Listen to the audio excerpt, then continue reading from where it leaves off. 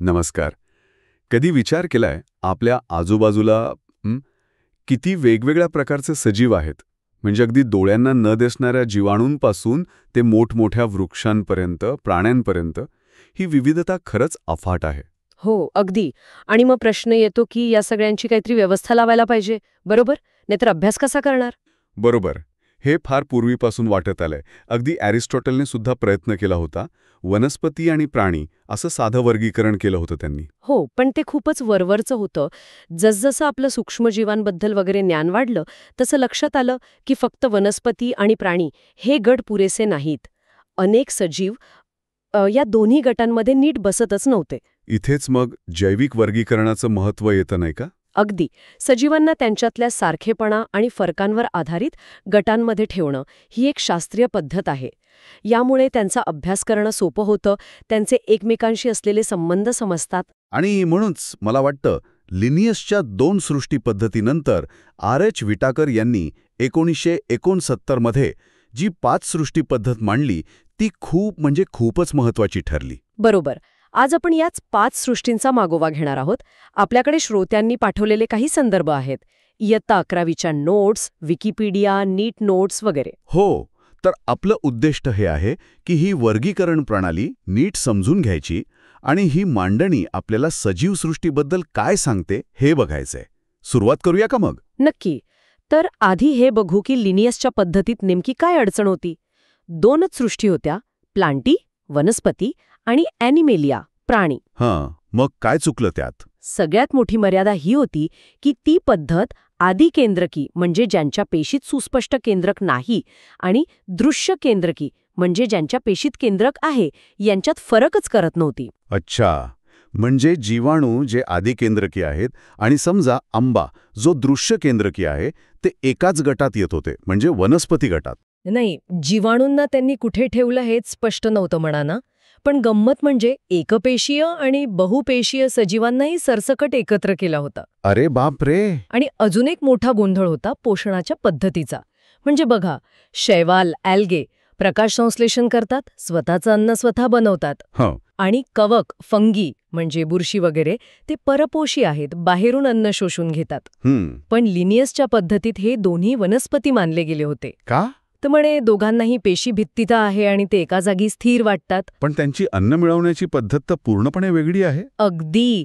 हे वर्गीकरण त्यांच्या जगण्याच्या मूलभूत पद्धतींना न्याय देत नव्हतं, म्हणून ते अपुरं होतं. हे तर खरंच अपुरं वाटतंय. मग विटाकर यांनी हे कसं सुधारलं? त्यांनी नेमके कोणते निकष म्हणजे क्रायटेरिया वापरले? विटाकर यांनी 5 मुख्य निकष विचारात घेतले. खूप मूलभूत होते ते.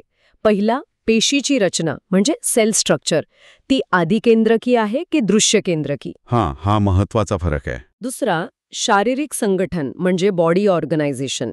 सजीव एकपेशीय आहे की बहुपेशीय? आणि बहुपेशीय असेल तर फक्त पेशींचा समूह आहे की उती आहेत की अवयव आहेत? अच्छा, म्हणजे कॉम्प्लेक्सिटी लेवल बघितली. बरोबर. तिसरा निकष होता पोषणाची पद्धती, मोड ऑफ न्यूट्रिशन. म्हणजे सजीव स्वयंपोषी आहे का, प्रकाश संश्लेषण करतो की रसायन संश्लेषण, की परपोषी आहे, मृतोपजीवी, परजीवी की प्राणीसम? पण खूप महत्वाचा मुद्दा आहे जो लिनियसने दुर्लक्षिला होता. चौथा होता प्रजननाची पद्धत, रिप्रोडक्शन. आणि 5वा, जो खूप महत्वाचा आहे, तो म्हणजे फायलोजेनेटिक संबंध म्हणजे फायलोजेनेटिक रिलेशनशिप्स. सजीवांचे उत्क्रांतीमधले नातेसंबंध काय आहेत याचा विचार केला. वा, म्हणजे हे निकष खरंच जास्त व्यापक आणि सखोल होते. आणि याच आधारावर त्या 5 सृष्टी ठरल्या: मोनेरा, प्रोटिस्टा, कवक, प्लांटी आणि ॲनिमेलिया. अगदी. चला तर मग पहिली सृष्टी मोनेरा पासून सुरुवात करूया. मोनेरा म्हणजे जीवाणूंचं राज्य, बरोबर? प्रामुख्याने जीवाणू, बॅक्टेरिया येतात.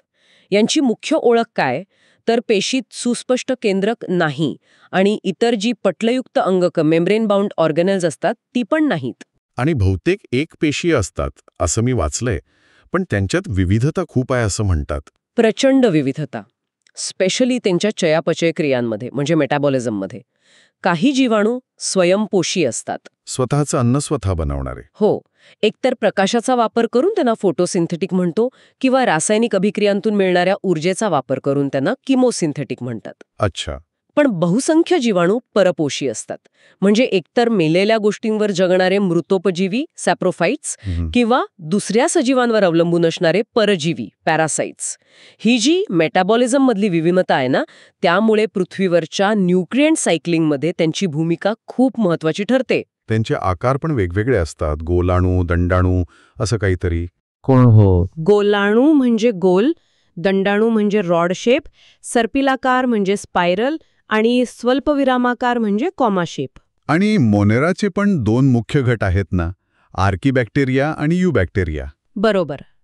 आर्कीबॅक्टेरिया हे खरंच कमालीचे आहेत. ते अशा ठिकाणी राहतात जिथे एरवी कोणी जगू शकत नाही, म्हणजे एक्स्ट्रीम एन्व्हायरमेंट्स. उदाहरणार्थ? जसं की खूप खारट पाणी असेल तिथे त्यांना हॅलोफाइल्स म्हणतात, किंवा उकळत्या पाण्याचे झरे असतील तिथे थर्मोॲसिडोफाइल्स, किंवा दलदलीच्या जागा जिथे मिथेन वायू असतो, मिथॅनोजन्स. पण ते टिकतात कसे अशा परिस्थितीत? त्यांची पेशीभित्तिका म्हणजे सेल वॉल, तिची रचना थोडी वेगळी असते. ती त्यांना या कठीण पर्यावरणात टिकायला मदत करते. मिथॅनोजन्स तर गमतीशीर आहेत. ते रवंत करणाऱ्या प्राण्यांच्या आतड्यात राहतात आणि मिथेन वायू तयार करतात, जो बायोगॅसचा मुख्य घटक आहे. अरे वा, म्हणजे त्यांचं महत्त्व आहे. आणि दुसरा गट युबॅक्टेरिया म्हणजे सत्य जीवाणू. हो, ट्रू बॅक्टेरिया. यांच्यात येतात सायनोबॅक्टेरिया, ज्यांना आपण नीलहरित शैवाल म्हणतो. शैवाल? पण ते तर मोनेरामध्ये. हो, कारण ते आधिकेंद्रकी आहेत, पण ते प्रकाश संश्लेषण करतात. त्यांच्यात वनस्पतींप्रमाणे क्लोरोफिल ए असतं. अच्छा, म्हणजे ते प्रकाश संश्लेषक स्वयंपोषी झाले. अगदी. ते एकपेशीय असू शकतात, किंवा कॉलनी करून राहतात, किंवा तंतुमय असतात. काही सायनोबॅक्टेरिया, उदाहरणार्थ नॉस्टॉक आणि ॲनाबिना, वातावरणातला नायट्रोजन वायू पकडून त्याचं स्थिरीकरण करतात.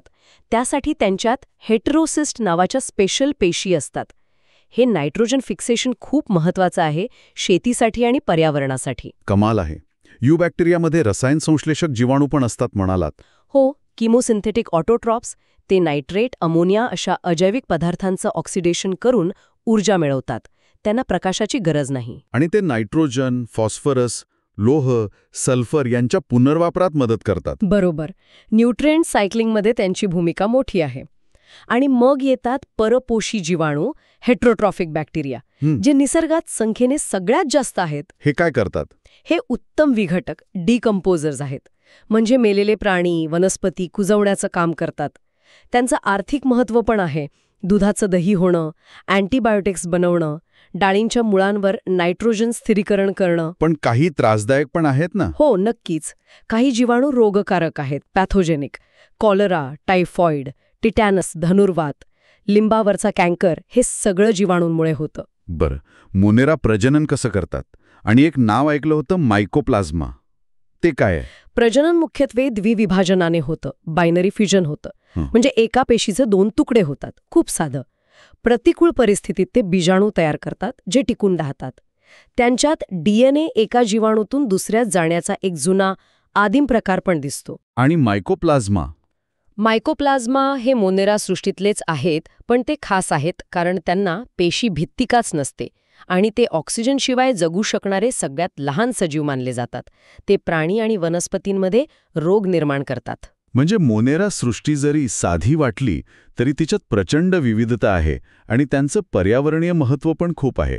बरं, आता मोनेराच्या पुढे जाऊया. म्हणजे पेशी जेव्हा थोडी डेव्हलप झाली, केंद्रक आलं, अंगक आली. हो, दृश्यकेंद्रकी पेशी, पण अजूनही एक पेशीयच. इथे येते दुसरी सृष्टी, प्रोटिस्टा. प्रोटिस्टा? हे म्हणजे मोनेरा आणि पुढच्या गुंतागुंतीच्या सृष्टींमधला दुवा आहेत का? अगदी बरोबर म्हटलं. सृष्टी प्रोटिस्टा म्हणजे एक पेशीय दृश्यकेंद्रकी सजीवांचा गट. हे जणू काही मोनेरा आणि इतर ज्या 3 बहुएशीय दृश्यकेंद्रकी सृष्टी आहेत, कवक, प्लांटी, ॲनिमेलिया, यांच्यातला कनेक्टिंग लिंक आहेत. आणि हे बहुतेक पाण्यात राहतात, बरोबर? हो, मुख्यतः जलीय. यांच्या पेशीत आता स्पष्ट केंद्रक आहे, पट्टलीयुक्त अंगक आहेत. काहींना हालचालीसाठी कशाभिका असतात, तर काहींना पक्ष्माभिका. यांच्यात पण खूप विविधता आहे असं दिसतंय. क्रायसोफाइट्स, डिनोफ्लॅजिलेट्स, हे काय प्रकार आहेत? हो, प्रोटिस्टामध्ये पण खूप वेगवेगळे गट आहेत. सुरुवात करूया क्रायसोफाइट्सपासून. क्रायसोफाइट्स? यात डायाटम्स आणि सोनेरी शैवाल येतात. डायटम्स हे नाव ऐकल्यासारखं वाटतंय. हो, हे सूक्ष्मजीव आहेत जे पाण्यात तरंगतात. प्लँक्टन. गोड्या आणि खाऱ्या दोन्ही पाण्यात आढळतात. डायाटम्स खूप महत्वाचे आहेत. त्यांची जी पेशीभित्तिका आहे ना, ती सिलिकाची बनलेली असते, म्हणजे काचेसारखा पदार्थ. सिलिका. हो, आणि ती साबणाच्या डबीसारखी 2 झाकणं एकमेकांवर बसवल्यासारखी असते. सगळ्यात इंटरेस्टिंग म्हणजे ही भित्तिका अविनाशी आहे, ती नष्ट होत नाही. अविनाशी. मग तिचं काय होतं? ते मेल्यावर त्यांच्या या सिलिकाच्या भित्तिका समुद्राच्या किंवा तलावाच्या तळाशी साठत जातात. लाखो वर्षांपासून हे साठून जो थर तयार होतो त्याला म्हणतात डायटॅमेशियस अर्थ. अच्छा. त्याचा काही उपयोग असतो का? हो, तो भुकटीसारखा असतो. तो पॉलिशिंगसाठी वापरतात, तेल किंवा सिरप गाळण्यासाठी फिल्ट्रेशन वापरतात. पण याहीपेक्षा महत्त्वाचं म्हणजे डायटम्स हे समुद्रातले मुख्य अन्न उत्पादक, चीफ प्रोड्युसर्स आहेत. ते प्रकाश संश्लेषण करून प्रचंड अन्न तयार करतात. वाव, म्हणजे हे एवढेसे जीव समुद्राच्या अख्ख्या अन्नसाखळीचा आधार आहेत. कमाल आहे. बरं, पुढचा गट डिनोफ्लॅजेलेट्स. ते लाल रंगाचे असतात असं काहीतरी? हो, डिनोफ्लॅजेलेट्स हे बहुतांशी समुद्रात राहणारे आणि प्रकाश संश्लेषक प्रोटिस्ट आहेत. त्यांच्यात वेगवेगळ्या रंगांची रंगद्रव्य, पिगमेंट्स असतात. त्यामुळे ते पिवळे, हिरवे, तपकिरी, निळे किंवा लाल दिसू शकतात. काहींच्या पेशीभित्तिकेत सेल्युलोसच्या कठीण पट्टिका असतात. आणि लाल रंगाचं काय? काही डिनोफ्लॅजेलेट्स, उदाहरणार्थ गॉनिओलॅक्स, इतक्या झपाट्याने वाढतात की समुद्राच्या पाण्याला अक्षरशः लाल रंग येतो. याला लाल भरती म्हणतात. हे जीव कधीकधी विषारी पदार्थ बाहेर टाकतात, ज्यामुळे मासे आणि इतर सागरी जीव मरू शकतात. अरे देवा, म्हणजे ते धोकादायक पण असू शकतात. हो, आणि काही डिनोफ्लॅजेलेट्स जैवदीप्तिमान असतात, म्हणजे अंधारात चमकतात. काय काय गमती आहेत या सृष्टीत. आता युग्लिनॉइड्सबद्दल सांगा. युग्लिना ही नाव ओळखीचं वाटते. हो, युग्लिनॉइड्स मुख्यतः गोड्या, स्थिर पाण्यात आढळतात. यांना पेशीभित्तिका नसते. त्याऐवजी पेलिकल नावाचं प्रथिनांचं लवचिक आवरण असतं, ज्यामुळे त्यांचं शरीर लवचिक राहतं. आणि त्यांची खाण्याची पद्धत पण वेगळी असते ना? अगदी. गंमत म्हणजे जेव्हा सूर्यप्रकाश असतो तेव्हा ते प्रकाश संश्लेषण करतात वनस्पतींसारखे, पण जेव्हा प्रकाश नसतो तेव्हा ते इतर लहान जीवांची शिकार करून परपोषी बनतात, प्राण्यांसारखे. म्हणून युग्लिना वनस्पती आणि प्राणी या दोघांचीही वैशिष्ट्ये दाखवतो. मिक्सोट्रॉफिक न्यूट्रिशन म्हणतात याला. म्हणजे परिस्थितीनुसार मोड बदलणारे. जबरदस्त. आणि पुढचा गट स्लाइम मोल्ड्स. हे नाव थोडं विचित्र आहे. स्लाइम मोल्ड्स हे मृतोपजीवी प्रोटिस्ट आहेत. म्हणजे ते मेलेल्या, कुजणाऱ्या गोष्टींवर जगतात. ते कुजणाऱ्या फांद्यांवर किंवा पानांवर अक्षरशः सरपटत जातात आणि सेंद्रिय पदार्थ खातात. सरपटत जातात? हो, आणि विशेष म्हणजे जेव्हा परिस्थिती अनुकूल असते तेव्हा अनेक स्लाइम मोल्ड्स एकत्र येतात आणि प्लाझ्मोडियम नावाचा एक मोठा बहुकेंद्रकी समूह तयार करतात. हा समूह कित्येक फूट पसरू शकतो. एखाद्या मोठ्या अमिबासारखा दिसतो तो. वागतात. प्रोटिस्टा खरंच कनेक्टिंग लिंक आहे असं वाटतंय. आणि जर परिस्थिती बिघडली तर हा प्लाझ्मोडियम फळकाय बॉडीज तयार करतो, म्हणजे अशा देठासारख्या रचना ज्यांच्या टोकांवर बीजाणू असतात. हे बीजाणू खूप टिकाऊ असतात. त्यांच्या भोवती सत्यभित्ती असते आणि ते वाऱ्याबरोबर पसरतात, नवीन ठिकाणी रुजतात. इंटरेस्टिंग. आणि प्रोटिस्टामधला शेवटचा गट आहे प्रोटोझोअन्स. यांना आदिजीव किंवा प्राण्यांचे पूर्वज म्हणतात ना? हो, कारण ते सर्व परपोषी आहेत, एकतर भक्षक किंवा परजीवी. आणि ते प्राण्यांचे आदिम नातेवाईक मानले जातात. त्यांचे 4 मुख्य प्रकार केले जातात त्यांच्या हालचालीच्या पद्धतीनुसार. कोणते प्रकार? पहिला, अमिबॉइड प्रोटोझोअन्स. हे छद्मपादांनी म्हणजे खोट्या पायांनी हालचाल करतात आणि भक्ष्य पकडतात. उदाहरणं अमिबा. काही समुद्रात राहणाऱ्या अमिबॉइडना सिलिकाचं कवच असतं. एंटमिबा हा परजीवी आहे, ज्यामुळे आमंश होतो. दुसरा कशाभिकीय प्रोटोझोअन्स.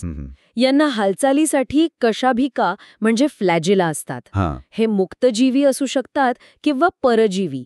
उदाहरण ट्रिपॅनोसोमा, ज्यामुळे आफ्रिकन झोपेचा आजार होतो. ओके. तिसरा पक्ष्माभिकीय प्रोटोझोअन्स. यांच्या शरीरावर हजारो लहान केसांसारख्या पक्ष्माभिका म्हणजे सिलिया असतात. यांच्या समन्वित हालचालीमुळे ते वेगाने हालचाल करतात आणि अन्न पण पकडतात. यांचं उत्तम उदाहरण म्हणजे पॅरामेशियम. हो, हे माहितीये. आणि चौथा चौथा गट आहे स्पोरोझोएन्स. यांच्या जीवनचक्रात एक संसर्गजन्य बीजाणूसारखी स्पोर लाईक अवस्था असते. हे सहसा परजीवी असतात. यांचं सगळ्यात कुप्रसिद्ध उदाहरण म्हणजे प्लाझ्मोडियम. मलेरियावाला प्लाझ्मोडियम. हो, तो प्रोटोझोआन आहे. हो, मलेरियाचा परजीवी हा स्पोरोझोअन गटातला प्रोटिस्ट आहे. बापरे, म्हणजे प्रोटिस्टा सृष्टी म्हणजे दृश्यकेंद्रकी पेशींची जणू प्रयोगशाळाच. एकपेशी असूनही किती विविधता, किती वेगवेगळ्या जीवनशैली. इथून पुढे मग जास्त गुंतागुंतीचे बहुपेशीय जीव विकसित झाले असावेत. अगदी. आता आपण तिसऱ्या सृष्टीकडे वळूया. सृष्टी कवक, किंगडम फंगी. कवक म्हणजे बुरशी, भूछत्री वगैरे. हे वनस्पती नाहीत, प्राणी नाहीत, हे वेगळेच आहेत. बरोबर. कवक ही वनस्पती आणि प्राणी या दोन्हींपेक्षा खूप वेगळी सृष्टी आहे. यांचं मुख्य वैशिष्ट्य म्हणजे ते परपोषी आहेत, पण ते प्राण्यांसारखं अन्न गिळत नाहीत. मग ते त्यांच्या शरीराबाहेर पाचक रस सोडतात, एन्झाईम्स सोडतात, अन्नाचं विघटन करतात आणि मग ते विरघळलेलं अन्न शोषून घेतात. याला म्हणतात ॲब्झॉर्प्टिव्ह हेटेरोट्रॉफी. अच्छा, म्हणजे बाहेर पचन आणि मग शोषण. हो, काही कवक मृतोपजीवी असतात, म्हणजे मेलेल्या सेंद्रिय पदार्थांवर जगतात. काही परजीवी असतात, म्हणजे जिवंत सजीवांवर जगून त्यांना त्रास देतात. तर काही सहजीवी म्हणून जगतात. सहजीवी म्हणजे इतरांसोबत पार्टनरशिप करून. अगदी. याचे 2 उत्तम उदाहरणे आहेत. एक म्हणजे दगडफूल, लायकेन्स. हे शैवाल आणि कवक यांचं सहजीवन आहे. आणि दुसरं म्हणजे मायकोरायझा. हे कवकांचं वनस्पतींच्या मुळांसोबतचं सहजीवन आहे. कवक वनस्पतींना पाणी आणि क्षार शोषायला मदत करतात आणि बदल्यात वनस्पतींकडून अन्न मिळवतात. म्हणजे कवकांचं पर्यावरणात खूप महत्वाचं काम आहे. अच्छा, ते एकपेशीय असतात की बहुपेशीय? ईस्ट एकपेशीय आहे माहितीये. ईस्ट हा अपवाद आहे. बाकी बहुतेक सर्व कवक बहुपेशी असतात. आणि त्यांची पेशीभित्तिका कशाची बनलेली असते माहितीये? वनस्पतींसारखी सेल्युलोजची? नाही, त्यांची पेशीभित्तिका कायटिन नावाच्या एका वेगळ्याच पदार्थाची बनलेली असते. हाच पदार्थ कीटकांच्या बाह्य कवचात पण असतो. अरे, हे नवीनच आहे. म्हणजे ते वनस्पतींपेक्षा वेगळे आहेत हे अजून एका गोष्टीवरून सिद्ध झालं. आणि त्यांचं शरीर म्हणजे ते धागे दिसतात. त्या धाग्यांना म्हणतात कवकतंतू, हायफे. हे खूप बारीक लांब धागे असतात. या कवकतंतूंचं जे जाळं बनतं त्याला म्हणतात कवकजाल, मायसिलियम. हेच कवकाचं मुख्य शरीर असतं. आणि हे कवकतंतू कसे असतात? एकसंध नळीसारखे की त्यात भाग असतात? दोन्ही प्रकारचे असू शकतात. काही कवकांमध्ये कवकतंतू सलग नळीसारखे असतात आणि त्यात अनेक केंद्रक विखुरलेले असतात. त्यांना म्हणतात बहुकेंद्रकी किंवा सिनोसिटिक, कोसिनोसिटिक. तर काही कवकांमध्ये या तंतूंमध्ये आडवे पडदे असतात, सेप्टा. त्यामुळे पेशी विभागल्यासारख्या वाटतात. त्यांना म्हणतात पटयुक्त किंवा सेप्टेट. आणि हे कवक कुठे कुठे आढळतात? जवळपास सगळीकडे. हवा, पाणी, माती, प्राणी, वनस्पती सर्वत्र कॉस्मोपॉलिटिन. ते अन्न कशाच्या रूपात साठवतात? प्राण्यांसारखं ग्लायकोजेनच्या रूपात. अगदी बरोबर. वनस्पती स्टार्चच्या रूपात साठवतात, तर कवक आणि प्राणी ग्लायकोजेन आणि फॅटच्या रूपात. त्यांच्या प्रजननाबद्दल काय सांगाल? ते पण वेगळं असणार नक्कीच. हो, त्यांच्यात 3 प्रकारे प्रजनन होतं. शाकीय प्रजनन म्हणजे कवकजालाचे तुकडे पडून फ्रॅगमेंटेशन किंवा यीस्टमध्ये कळी येऊन बडिंग किंवा द्विविभाजनानी फिशन. हे झालं साधं. मग अलैंगिक प्रजनन? अलैंगिक प्रजनन होतं ते बीजाणूंद्वारे, स्पोर्स. हे बीजाणू वेगवेगळ्या प्रकारचे असू शकतात. कोनिडिया, स्पोरॅन्जिओस्पोर्स, झूस्पोर्स वगैरे. हे बीजाणू पसरतात आणि नवीन कवकजाल तयार करतात. आणि लैंगिक प्रजनन? लैंगिक प्रजनन, सेक्शुअल रिप्रोडक्शन पण बीजाणूंद्वारेच होतं, पण ते वेगळ्या पद्धतीने तयार होतात.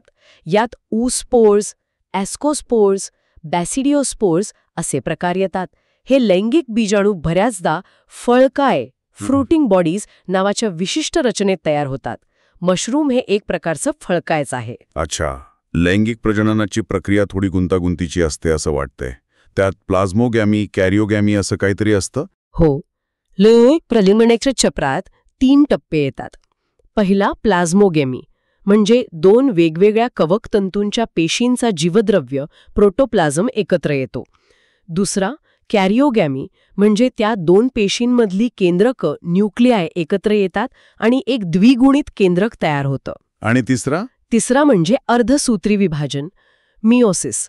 हे द्विगुणित केंद्रक झायगोट अर्धसूत्री विभाजनाने विभाजित होतं आणि पुन्हा एकगुणित बीजाणू तयार होतात. पण मी असं वाचलंय की काही कवकांमध्ये प्लाझ्मोगॅमी आणि कॅरिओगॅमीमध्ये खूप वेळ जातो. म्हणजे जीवद्रव्य एकत्र आल्यावर केंद्रक लगेच एकत्र येत नाहीत. अगदी बरोबर पकडलं. ॲस्कोमायसिटिस आणि बॅसिडिओमायसिटिस या वर्गांमध्ये प्लाझ्मोगॅमीनंतर लगेच कॅरिओगॅमी होत नाही. एकाच पेशीत 2 वेगळी एकगुणित केंद्रकं N+N काही काळ तशीच राहतात. ही जी अवस्था आहे N+N असलेली, तिला म्हणतात डिकॅरियॉन अवस्था, डिकॅरिओफेज. ही कवकसृष्टीची एक खासियत आहे. नंतर कधीतरी ती केंद्रकं एकत्र येतात, कॅरिओगॅमी, आणि मग अर्धसूत्री विभाजन होतं. बापरे, हे तर खूपच वेगळं आहे. कवकांचे पण वर्ग आहेत ना, फायकोमायसिटिस, ॲस्कोमायसिटिस. हो, कवकांच्या कवकजाल रचनेनुसार, बीजाणू निर्मितीनुसार आणि फळकाय रचनेनुसार त्यांचे मुख्य 4 वर्ग केले जातात. पहिला आहे फायकोमायसिटिस. हे कसे असतात? यांना निम्न कवक असंही म्हणतात. हे बहुधा पाण्यात किंवा ओलसर जागी, कुजणाऱ्या लाकडावर आढळतात किंवा वनस्पतींवर अनिवार्य परजीवी म्हणून जगतात. यांचं कवकजाल पटहीन आणि बहुकेंद्रकी असतं. उदाहरणार्थ म्युकर, रायझोपस जी आपल्या ब्रेडवर येते ती बुरशी, आणि अल्ब्युगो जो मोहरीवर पांढरा तांबेरा रोग करतो. अच्छा, दुसरा वर्ग आहे ॲस्कोमायसिटीज. यांना पिशवी कवक म्हणतात, कारण यांचे लैंगिक बीजाणू, ज्यांना ॲस्कोस्पोर्स म्हणतात, ते ॲस्कस नावाच्या पिशवीसारख्या रचनेत तयार होतात. यांच्यात कोण येतं? यांच्यात खूप विविधता आहे. काही एकपेशीय आहेत, जसं की यीस्ट, तर बहुतेक बहुपेशीय आहेत. उदाहरण पेनिसिलियम, ज्यापासून आपल्याला पहिलं अँटीबायोटिक मिळालं. यांचं कवकजाल पटयुक्त आणि शाखित असतं. हे मृतोपजीवी, विघटक, परजीवी किंवा शेणावर वाढणारे कोप्रोफिलस असू शकतात. अजून काही उदाहरणं? हो, न्यूरोस्पोरा नावाचं कवक जैवरासायनिक आणि अनुवंशिक संशोधनात खूप वापरलं जातं. आणि आपण जे चवीने खातो ते मोरेल्स आणि ट्रफल्स, हे सुद्धा ॲस्कोमायसिटिस आहेत. अरे वा, खाण्याचे पण आहेत यात. तिसरा वर्ग कोणता? तिसरा वर्ग आहे बॅसिडिओमायसिटीज. यांना क्लब कवक म्हणतात, कारण यांचे लैंगिक बीजाणू म्हणजे बॅसिडिओस्पोर्स हे बॅसिडिओ नावाच्या क्लब आकाराच्या रचनेवर बाह्यतः तयार होतात. यात काय काय येतं? यात आपल्याला परिचित असलेले मशरूम्स, ब्रॅकेट कवक जे झाडाच्या उंडक्यांवर वाढतात, आणि पफ बॉल्स येतात. पण याच वर्गात वनस्पतींना रोग करणारे महत्वाचे कवक पण आहेत, जसे की तांबेरा, उदाहरणार्थ गव्हावरचा तांबेरा करणारा पुक्सिनिया, आणि काणी, उदाहरणार्थ मका किंवा ज्वारीच्या कणसावर काळी पावडर करणारा अस्टेलॅगो. म्हणजे चांगले आणि वाईट दोन्ही आहेत यात. यांचं कवकजाल पण पटयुक्त असतं. हो, पटयुक्त आणि शाखित. यांच्यात अलैंगिक बीजाणू सहसा नसतात. शाकीय प्रजनन मात्र खंडनाने होतं. लैंगिक अवयव पण नसतात. पण 2 वेगवेगळ्या प्रकारच्या कवकतंतूंच्या पेशी एकत्र येऊन प्लाझ्मोगॅमी डिकॅरियॉन अवस्था तयार होते, ज्यातून बॅसिडियम विकसित होतो. बरं. आणि चौथा वर्ग आहे ड्यूटेरोमायसिटिस. यांना अपूर्ण कवक, इम्परफेक्ट फंगी असं म्हणतात. अपूर्ण का? कारण यांच्या जीवनचक्रातली फक्त अलैंगिक किंवा शाकीय अवस्थाच आपल्याला माहिती आहे. त्यांची लैंगिक अवस्था अजून सापडलेली नाही किंवा अस्तित्वातच नाही. जेव्हा कधी त्यांची लैंगिक अवस्था सापडते, तेव्हा त्यांना त्यांच्या योग्य वर्गात ॲस्कोमायसिटिस किंवा बॅसिडिओमायसिटिस हलवलं जातं. अच्छा, म्हणजे हा एक प्रकारे तात्पुरता वर्ग आहे का? तसं म्हणता येईल. यांचं अलैंगिक प्रजनन कोनिडिया नावाच्या बीजाणूंद्वारे होतं. यांचं कवकजाल पण पटयुक्त आणि शाखित असतं. हे बहुतांशी मृतोपजीवी किंवा परजीवी असतात आणि महत्वाची विघटक आहेत. विशेषतः पालापाचोळा कुजवण्यात आणि खनिज चक्रात मिनरल सायकलिंग यांची मोठी भूमिका आहे. उदाहरण अल्टरनेरिया, ट्रायकोडर्मा. म्हणजे कवक हे फक्त बुरशी किंवा मशरूम नाहीत, तर त्यांचं एक अफाट आणि वैविध्यपूर्ण जग आहे. परिसंस्थेत आणि आपल्या जीवनात त्यांची भूमिका खरंच खूप मोठी आहे. यानंतर येतात 2 मोठ्या आणि आपल्याला जास्त ओळखीच्या सृष्टी प्लांटी आणि ॲनिमेलिया. बरोबर. सृष्टी प्लांटी, किंगडम प्लांटे म्हणजे वनस्पती सृष्टी. सोपं आहे ओळखायला. यात सर्व बहुपेशीय, दृश्य केंद्रकी आणि सगळ्यात महत्त्वाचं म्हणजे बहुतांशी स्वयंपोषी ऑटोट्रॉफिक म्हणजे प्रकाश संश्लेषण करणारे जीव येतात. आणि यांची पेशीभित्तिका मुख्यत्वे सेल्युलोजची बनलेली असते. अगदी. यात कोण कोण येतं तर शैवाल, ब्रायोफाइट्स म्हणजे मॉस वगैरे, टेरिडोफाइट्स म्हणजे नेचे, जिम्नोस्पर्म्स म्हणजे ज्यांना उघडी बीजं असतात, उदाहरणार्थ पाईन, सायकस, आणि अँजिओस्पर्म्स म्हणजे फुलं येणाऱ्या आणि फळांमध्ये बंद बीजं असणाऱ्या वनस्पती. जरी बहुतेक स्वयंपोषी असल्या तरी काही अपवाद पण आहेत ना, कीटकभक्षी वनस्पती किंवा परजीवी. हो, नक्कीच.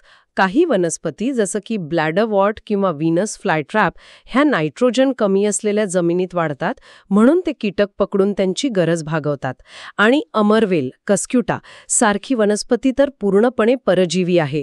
ती यजमान वनस्पतीतून अन्न शोषून घेते.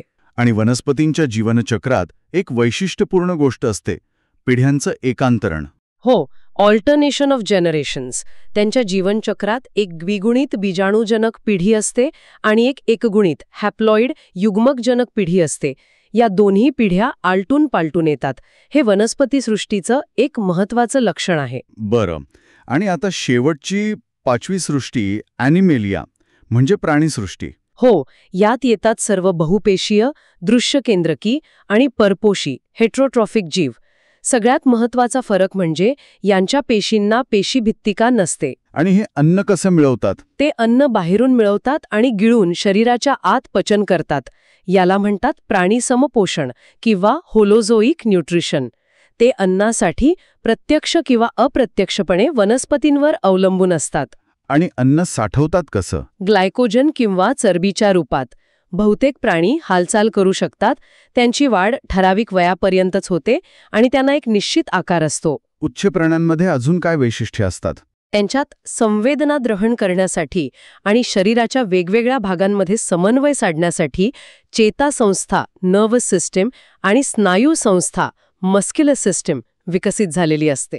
आणि प्रजनन मुख्यत्वे लैंगिक पद्धतीने होतं, ज्यात नर आणि मादी युग्मक एकत्र येऊन युग्मनज झायगोट तयार होतो आणि त्यातून भ्रूण एम्ब्रियो विकसित होतो. अगदी बरोबर. तर या झाल्या विटाकरच्या 5 सृष्टी: मोनेरा, प्रोटिस्टा, कवक, प्लांटी आणि अॅनिमेलिया. पण एक प्रश्न राहिलाच. काही असे पण घटक आहेत जे या 5 पैकी कशातच बसत नाहीत. म्हणजे विषाणू, व्हायरसेस, प्रियॉन्स यांचं काय करायचं? यांना कुठे ठेवायचं? हा खूप चांगला आणि महत्त्वाचा मुद्दा आहे.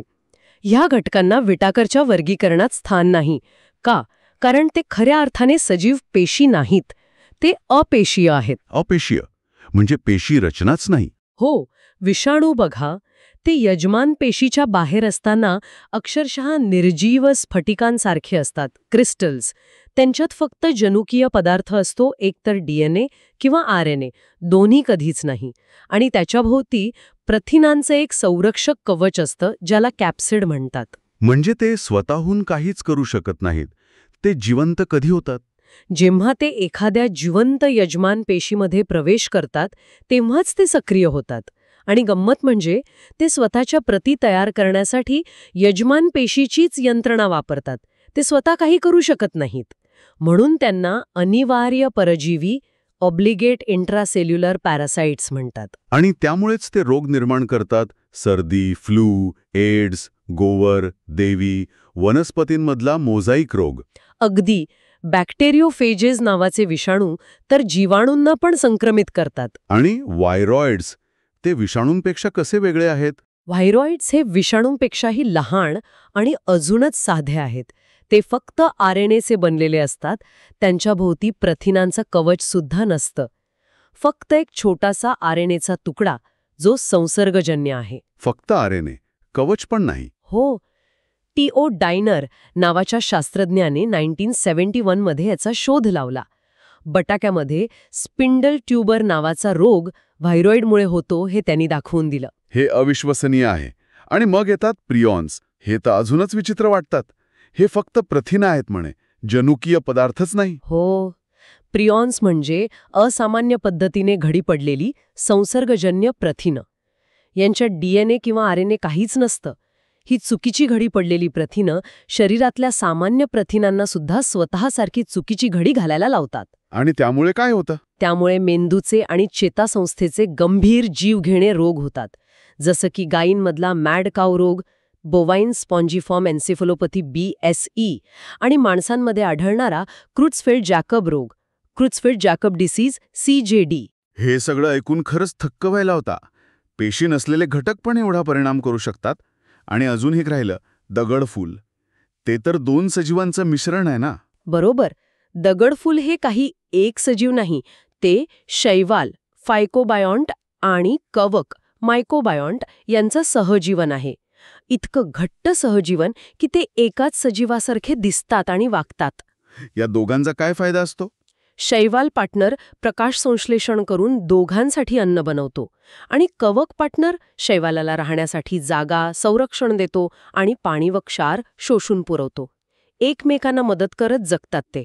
आणि ते प्रदूषणाचे चांगले सूचक आहेत असं म्हणतात. हो, दगडफूल हवेच्या प्रदूषणाला, विशेषतः सल्फर डायऑक्साईडच्या SO2च्या प्रदूषणाला खूप संवेदनशील असतात.